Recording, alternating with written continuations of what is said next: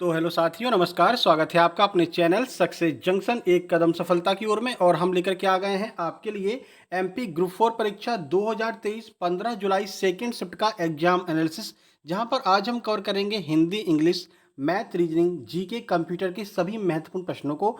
आपका भी अगली किसी भी शिफ्ट में एग्जाम है तो आप अपने प्रश्नों को अपने नाम के साथ में 7052547003 नंबर पर जरूर से जरूर व्हाट्सएप कर दीजिएगा, जितने भी प्रश्न आपको याद रहते हैं।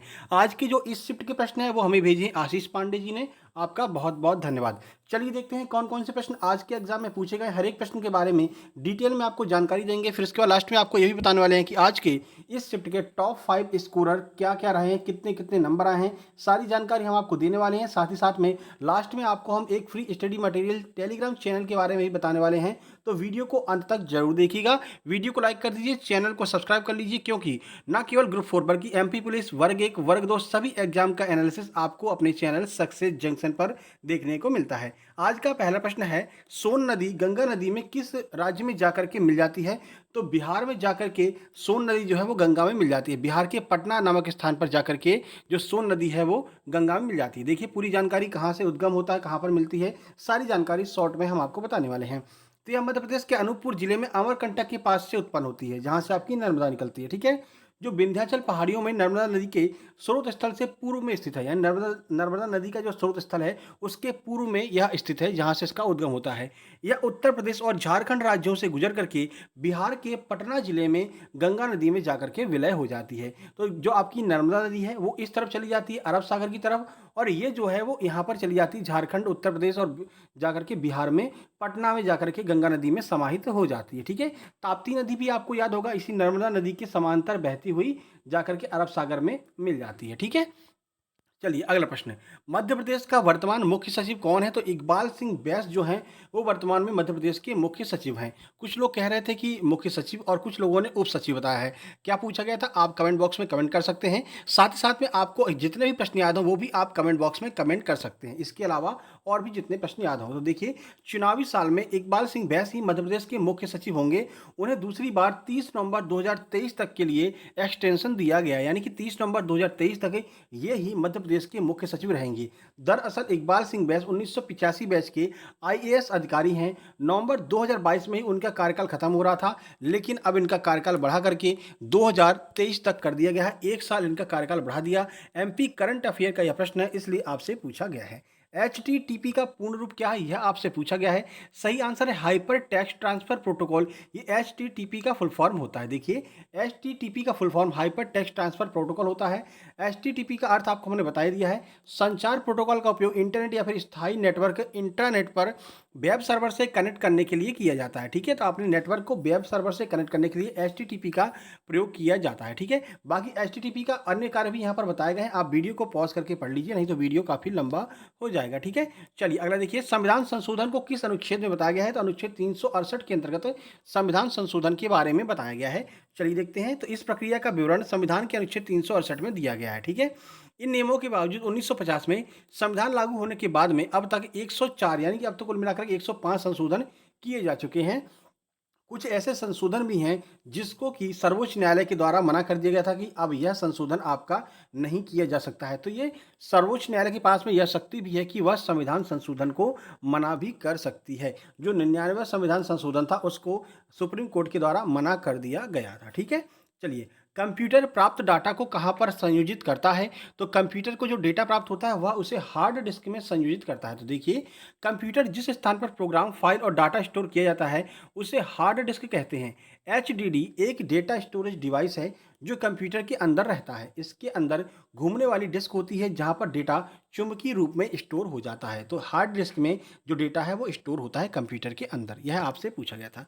मध्य प्रदेश में विष्णु मंदिर कहाँ पर स्थित है? सही आंसर है जबलपुर के तिगवा में मध्य प्रदेश में विष्णु मंदिर स्थित है। बहुत फेमस विष्णु मंदिर है, तो देख लीजिए।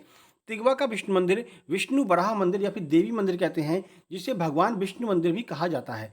भारत के मध्य प्रदेश राज्य के तिगवा गांव में देवी दुर्गा और भगवान विष्णु को समर्पित एक हिंदू मंदिर स्थित है। यह स्थल एक जीवित मंदिर है और इसे शायद सबसे बड़ा मंदिर जो है वह पूरे मतलब कि देश का सबसे बड़ा विष्णु मंदिर कहाँ पर है, तो जबलपुर के तिगवा में स्थित है। ठीक है, जबलपुर में स्थित है। यह मंदिर कलचुरी वंश के राजाओं के द्वारा बनवाया गया था। ठीक है, आगे बढ़ते हैं। अगला देखिए, किस शासक को भारत का नेपोलियन कहा जाता है? सबको पता है, समुद्रगुप्त को भारत का नेपोलियन कहा जाता है। क्यों कहा जाता है, आइए देखते हैं। समुद्रगुप्त गुप्त वंश का एक शक्तिशाली राजा था जो चंद्रगुप्त प्रथम और कुमार देवी का पुत्र था। उसने लगभग पूरे भारत को जीत लिया था। वो कभी किसी युद्ध में हारा नहीं, इसलिए इतिहासकार वी ए स्मिथ ने उसे भारत का नेपोलियन कहा। किसने कहा था? तो वी ए स्मिथ ने भारत का नेपोलियन कहा है समुद्रगुप्त को। आगे बढ़ते हैं। मध्य भारत का पहला बौद्ध पार्क कहाँ पर खोला गया? तो आपको ध्यान रखना है, सांची रायसेन में जो है मध्य भारत का पहला आपका बौद्ध पार्क खोला गया है। तो देखिए, बौद्ध स्तूपों के लिए विख्यात सांची में पर्यटन विकास निगम द्वारा बौद्ध थीम पार्क बनाया जा रहा है। निगम का यह दावा है कि यह देश का पहला बौद्ध थीम पार्क है। करीब 17 एकड़ जमीन पर लगभग 17 करोड़ रुपए की लागत से यह पार्क बनाया गया है। यह आपको याद रखना है। ठीक है, चलिए आगे बढ़ते हैं। अगला प्रश्न है, राजा भोज हवाई अड्डा कहाँ पर स्थित है? तो भोपाल में स्थित है राजा भोज हवाई अड्डा। देखिए, आज यूनेस्को से भी प्रश्न पूछे गए, हालांकि प्रश्न में मिले नहीं है कि यूनेस्को से क्या प्रश्न पूछा था, लेकिन यूनेस्को से प्रश्न पूछा है। तो यूनेस्को के ऊपर एक वीडियो हम बना चुके हैं, आप सर्च करना यूनेस्को बाय सक्सेस जंक्शन, तो वो वीडियो मिल जाएगी। छोटी सी वीडियो देख करके जाएंगे तो उस ट्रिक के द्वारा हमने बताया कि कैसे यूनेस्को याद करना है। देखिए, राजा भोज हवाई अड्डा भारत के मध्य प्रदेश राज्य में भोपाल को सेवाएं प्रदान करने वाला प्राथमिक हवाई अड्डा है। यह गांधीनगर क्षेत्र में स्थित है, जो राष्ट्रीय राजमार्ग 12 पर भोपाल शहर के केंद्र से 15 किलोमीटर उत्तर पश्चिम में स्थित है। इस हवाई अड्डे का नाम 10वीं शताब्दी के परमार राजा राजा भोज के नाम पर रखा गया था। यह आपको याद रखना है। तो ये आपका जीके जीएस के प्रश्न हो गए, करंट अफेयर के प्रश्न हो गए। चलते हैं मैथ की ओर। तो देखिए, मैथ में यहाँ पर एडवांस का लेवल थोड़ा सा बढ़ा है। सेकेंड शिफ्ट में एंगल से 2 प्रश्न पूछे गए हैं। ज्योमेट्री में से मूलों के योगफल का 1 प्रश्न पूछा गया है और मूलों के गुणनफल का भी आज 1 प्रश्न पूछा गया। तो एडवांस के थोड़ा सा टॉपिक बढ़ा है। मेंसुरेशन से 1 प्रश्न आया है। टाइम एंड वर्क से 2 प्रश्न है। सिंप्लीफिकेशन के 3 से 4 प्रश्न पूछे गए हैं। 1 प्रश्न आपका एवरेज से है। पाइप और टंकी के 1 से 2 प्रश्न पूछे गए हैं। सीआईएसआई में से सिर्फ 1 प्रश्न पूछा गया। सुबह 2 प्रश्न पूछे थे। लाभ हानि के 2 प्रश्न पूछे, जिसमें कि आपका डिस्काउंट का भी 1 प्रश्न पूछा गया है। साथ ही साथ में ट्रेन के इस शिफ्ट में 4 प्रश्न देखने को मिले हैं। याद रखना, ट्रेन के 4 प्रश्न इस शिफ्ट में देखने को मिले हैं। तो रेलगाड़ी से काफ़ी ऐसे प्रश्न और टाइम एंड वर्क से भी यहाँ पर 2 से 3 प्रश्न देखने को मिल रहे हैं। ठीक है, आगे बढ़ते हैं, बात करते हैं रीजनिंग में क्या पूछा है। तो रीजनिंग में भी थोड़ा सा परिवर्तन हुआ। एम्बेडेड जो फिगर होता है, यानी कि छिपी हुई आकृति जो होती है, वहाँ से 2 प्रश्न पूछे गए हैं। 1 प्रश्न मिरर इमेज का, 2 प्रश्न नंबर सीरीज से पूछे गए हैं। आगे बढ़ते हैं। देखिए, सिटिंग अरेंजमेंट का 1 प्रश्न पूछा गया है। डायरेक्शन से भी 1 प्रश्न पूछा है, सुबह नहीं पूछा था। ब्लड रिलेशन का 1 प्रश्न, कैलेंडर से 1 प्रश्न पूछा है, जो प्रश्न भी हमको मिल गया कि क्या प्रश्न पूछा था। कथन निष्कर्ष से 3 से 4 प्रश्न आपके पूछे गए हैं, कथन निष्कर्ष से भी। ठीक है, तो देखिए, 1 मार्च 1997 को अगर मंगलवार है तो 1 मार्च 2000 को कौन सा दिन होगा? यह प्रश्न एग्जैक्ट यही प्रश्न आया हुआ था। ठीक है, जो प्रश्न बिल्कुल सही आते हैं वो हम आपको बताते हैं, इसलिए चैनल को सब्सक्राइब जरूर कर लेना। त्रिभुज को अब देखिए, कुछ प्रश्न ऐसे आते हैं ना, इसको यहाँ पर कह देंगे ये पुरुष है। ठीक है, व्रत में कह देंगे ये खेल है, खिलाड़ी हैं। ठीक है, और आयत में कह देंगे कि ये जो है खेल है। अब बताइए कौन सा ऐसा पुरुष है जो खेल नहीं खेलता है? ऐसा प्रश्न एक यहाँ पर पूछा गया था। ठीक है, चलिए, उसके बाद सिलोजिज्म से 1 प्रश्न पूछा गया था। कुछ कुत्ते बिल्ली हैं, कुछ बिल्ली कुत्ते, ऐसे करके 1 प्रश्न पूछा गया था। वेन डायग्राम से भी आपका 1 प्रश्न पूछा गया है। कोडिंग डिकोडिंग से 2 प्रश्न आपके पूछे गए थे। आगे चलते हैं, बात करते हैं कि हिंदी में आपसे क्या क्या पूछा गया, क्या परिवर्तन हिंदी में देखने को मिला है। तो 2 प्रश्न आपके वाच्य से पूछे गए हैं, जिसमें कर्मवाच्य और भाववाच्य से प्रश्न बना है। वाच्य और काल की वीडियो एक साथ अपलोड कर दी थी हमने, सर्च करना वाच्य बाई सक्सेस जंक्शन, तो वीडियो मिल जाएगी, उसको देख करके जाना। वाच्य, काल और तत्सम तद्भव, तीनों जो टॉपिक हैं वो एक ही वीडियो में हमने कवर किया है। ठीक है, तत्पुरुष समाज से 1 प्रश्न था। विलोम के 2 प्रश्न पूछे गए हैं। 1 प्रश्न आपका पर्यायवाची का और 2 प्रश्न आपके लिंग से पूछे गए हैं, स्त्रीलिंग और पुल्लिंग से। ठीक है, आगे बढ़ते हैं। शुद्ध और अशुद्ध वाक्य से 2 प्रश्न यहाँ पर पूछे गए हैं। तत्सम तद्भव से भी 1 प्रश्न देखने को मिला है। और जो क्रम संयोजन जो आपका PQRS इंग्लिश में आता है, हिंदी में भी 2 प्रश्न यहाँ पर PQRS यानी कि आ बा सादा से पूछे गए हैं। 6 लाइन का एक जो है पैराग्राफ दिया गया था, उसको आपको क्रम में संयोजित करना था। आगे बढ़ते हैं, बात इंग्लिश की करते हैं। तो इंग्लिश में ज़्यादा चेंजेस नहीं है। एक्टिव पैसिव का 2 प्रश्न है। PQRS के 3 प्रश्न पूछे हैं इस शिफ्ट में।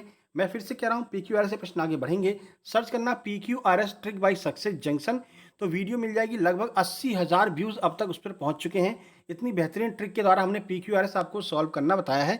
सर्च करके उसको देख लेना। ठीक है, बाकी वीडियो लास्ट तक देखेंगे तो आपको इसी वीडियो पर, इस जगह पर PQRS वाली वीडियो मिल जाएगी, उसको क्लिक करके आप देख सकते हैं जैसे ये वीडियो खत्म होगा। ठीक है, नरेशन से 2 प्रश्न है, नरेशन पर भी वीडियो बनाई है। एक्टिव पैसिव और PQRS तीनों टॉपिक पर वीडियो हम बना चुके हैं। सर्च कर लेना narration by success junction, active passive by success junction. Common error के 2 प्रश्न आपके पूछे गए हैं। आगे बढ़ते हैं, बात करते हैं एंटोनिम्स से। एक प्रश्न पूछा है, एक प्रश्न आपका सिनोनिम से पूछा है और मिस स्पेल्ड से भी 2 प्रश्न आपके पूछे गए हैं, ठीक है। तो ये आपका इंग्लिश का हो गया कि इंग्लिश में क्या-क्या आ रहा है।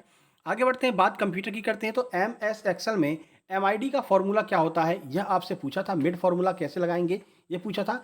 एमएस एक्सेल में मेनू में हाइपरलिंक के अंदर स्लाइड को कैसे चालू करेंगे, तो स्लाइड को चालू करना यहाँ पर पूछा गया था। एक प्रश्न आपका जावा का आया था, कोडिंग नहीं पूछा था, जावा लैंग्वेज के बारे में ही पूछा गया था, ठीक है। इनपुट आउटपुट से 2 प्रश्न आए हैं, इंटरनेट से भी 2 प्रश्न पूछे गए हैं, नेटवर्किंग से 1 प्रश्न पूछा गया है, फुल फॉर्म से रिलेटेड 2 प्रश्न आए, एक हमने आपको बता दिया और एक आपका वीपीएन का भी प्रश्न पूछा गया था, ठीक है। तो वर्चुअल प्राइवेट नेटवर्क वीपीएन का फुल फॉर्म होता है, ये प्रश्न भी आपसे पूछा गया। आगे यही प्रश्न रिपीट होने के ज़्यादा चांसेस है। हार्डवेयर सॉफ्टवेयर से 1 प्रश्न है, एक प्रश्न आपका मेमोरी से भी पूछा गया है, ठीक है। चलिए, जो प्रश्न हमको मिल जाते हैं कंप्यूटर के उसको हम ऊपर आपको बता देते हैं जी कि जिसके साथ में ही। अब यहाँ पर हम बात कर लेते हैं टॉप 5 स्कोर क्या रहा है। तो 76, 71, 70, 68, 65 ये आज के टॉप 5 स्कोर रहे हैं, ठीक है। तो इस शिफ्ट का लेवल थोड़ा-सा अप था, इसलिए ज़्यादा स्कोर भी यहाँ पर देखने को नहीं मिला है, ठीक है। चलिए, ये हमारा टेलीग्राम चैनल है सक्सेस जंक्शन, ज्वाइन कर लेना। एमपी पुलिस वर्ग 1, वर्ग 2 सबका एग्जाम एनालिसिस हम करवाने वाले हैं, ठीक है। तो सक्सेस जंक्शन के नाम से सर्च करेंगे तो मिल जाएगा, वैसे डिस्क्रिप्शन में लिंक भी दी गई है। यहाँ पर आपको पीडीएफ मिल जाएगी। ये हमारा फ्री स्टडी मटेरियल का टेलीग्राम चैनल है सक्सेस जंक्शन लाइव। यहाँ पर आपको मैथ की बहुत सारी किताबें, किरण की किताबें, राकेश यादव सर की किताबें, बहुत सारी किताबें आपको फ्री में मिल जाएंगी। ब्रह्मास्त्र जो आपकी फॉर्मूला बुक है आदित्य रंजन सर की, वो फ्री मिल जाएगी। आदित्य पटेल सर की यहाँ पर फॉर्मूला बुक डली है। राकेश यादव सर की फॉर्मूला बुक, आपको फ्री में सारी बुक्स मिल जाएंगी। सर्च करके इसको ज्वाइन कर लेना और सारी जो बुक्स हैं वो डॉक्यूमेंट सेक्शन में जाकर के डाउनलोड कर लेना। लेकिन ये सुविधा केवल सक्सेस जंक्शन के सब्सक्राइबर्स के लिए है, इसलिए फिलहाल में आप यूट्यूब चैनल सक्सेस जंक्शन को सब्सक्राइब कर लीजिए। या सामने देखेंगे तो एक रेड कलर का आपको सब्सक्राइब बटन दिख रहा होगा, उसको दबा करके और नोटिफिकेशन घंटी दिख रही होगी, उसको ऑल पर सेट कर लीजिएगा, ठीक है। वीडियो को लाइक कर दीजिए, शेयर कर दीजिए अपने दोस्तों के पास में। हर एक एग्जाम के हर एक शिफ्ट का एग्जाम एनालिसिस हम डेली बेस पर आपके सामने लेकर के आने वाले हैं इसी तरह से, ठीक है। चलिए, आपका भी अगली किसी भी शिफ्ट में एग्जाम है तो आप अपने प्रश्नों को इस नंबर पर अपने नाम के साथ में जरूर से जरूर सेंड कर दीजिएगा। आपसे निवेदन है, व्हाट्सएप पर आप इस पर सेंड कर देना। जल्द ही मिलते हैं एक नई वीडियो में और हर एक एग्जाम के एनालिसिस के साथ में। तब तक के लिए नमस्कार, धन्यवाद।